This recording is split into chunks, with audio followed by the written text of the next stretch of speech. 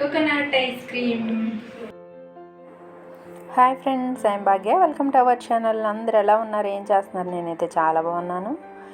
ఇక tender coconut ice cream కోసం అయితే ఆర్డర్ పెట్టి తెప్పించుకుంటున్నారా? ఇంట్లో ఎలా చేసుకున్నారంటే ఆర్డర్ పెట్టే పనే ఉండదు. సేమ్ మనకి బయట ఎలా దొరుకుతుందో సేమ్ అదే టేస్ట్ ఉండేటట్లుగా ఇంట్లోనే తక్కువ ఇంగ్రీడియంట్స్తో తయారు చేసుకోవచ్చు.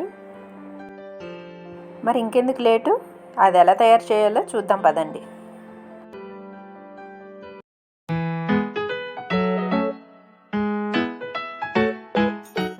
కోకోనట్ టెండర్ ఐస్ క్రీమ్ కావాల్సిన ఇంగ్రీడియంట్స్: ఒక కొబ్బరికాయ, ఒక గ్లాస్ మిల్క్, అలాగే ఒక బౌల్ షుగరు, అలాగే ఐస్ క్రీమ్ పౌడర్ అనమాట, కస్టర్డ్ ఐస్ క్రీమ్ పౌడరు. తర్వాత ఏమో డ్రై నట్స్, ఇవి ఫ్రై చేసుకొని లాస్ట్లో ఐస్ క్రీమ్ మీద చల్లుకుంటాం.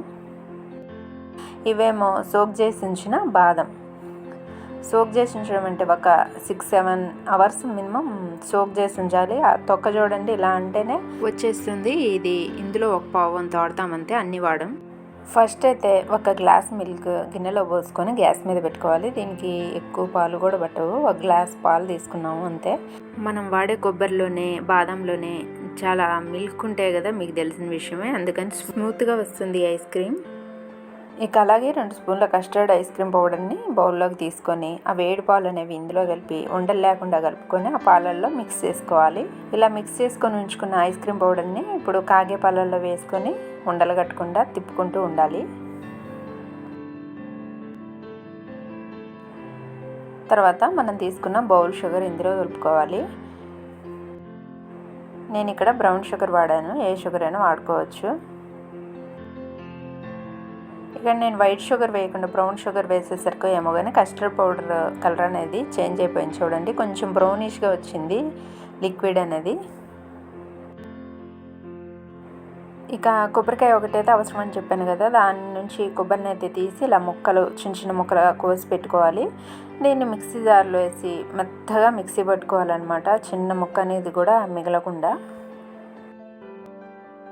ఇప్పుడు ఈ కొబ్బరితో పాటు మనం బాదం పప్పులు పావు అంత అనుకున్నాం కదా, అవి కూడా వేసుకొని మెత్తగా మిక్సీ పట్టుకోవాలి. చూడండి ఎలా ఉందో, పేస్ట్ లాగా స్మూత్గా ఉంది. అలా రావాలన్నమాట, కొబ్బరి అనేది ఎక్కడ తగలకూడదు మనకి.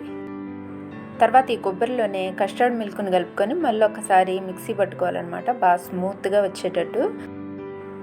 ఇలా మిక్సీ పట్టుకున్న తర్వాత ఈ గిన్నెని తీసుకెళ్ళి ఫ్రిడ్జ్లో పెట్టుకోవాలి, డీప్ ఫ్రిడ్జ్లో.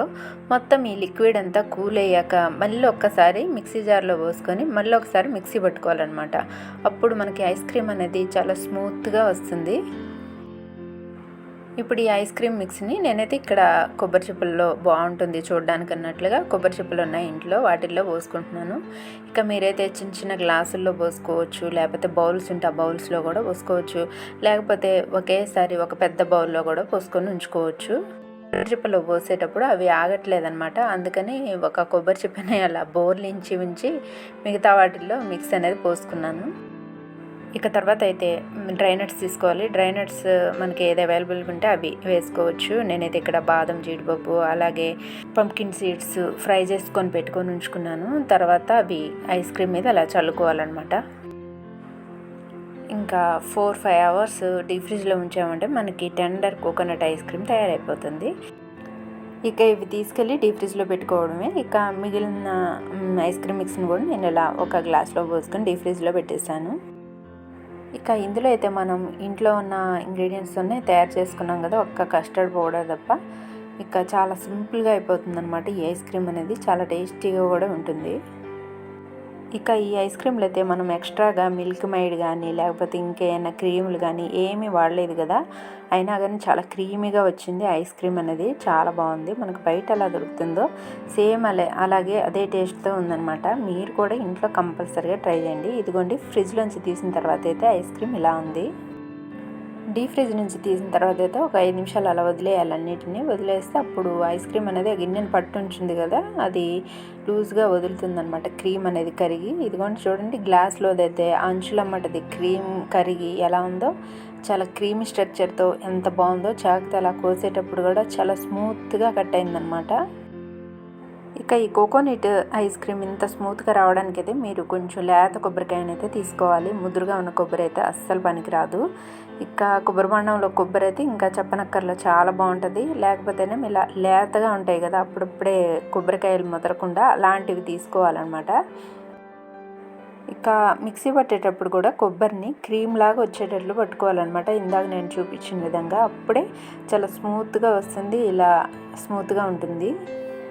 ఇక ఇందులో సోక్ చేసి ఉంచిన బాదం కూడా వేసాం కదా, దానివల్ల కూడా స్మూత్నెస్ అనేది వస్తుందన్నమాట ఐస్ క్రీమ్కి. ఇక్కడ నేను ఐస్ క్రీమ్ మిక్స్ని 2 టైమ్స్ మిక్సీ పట్టాను కదా, అదే లేత కొబ్బరి అయితే ఒక్కసారి అయితే సరిపోతుంది.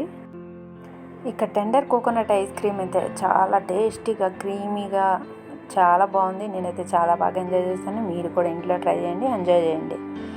అలాగే నా వీడియో నచ్చినట్లయితే లైక్ చేయండి, షేర్ చేయండి. అలాగే కొత్తగా చూసేవాళ్ళు నా ఛానల్ని సబ్స్క్రైబ్ చేయండి.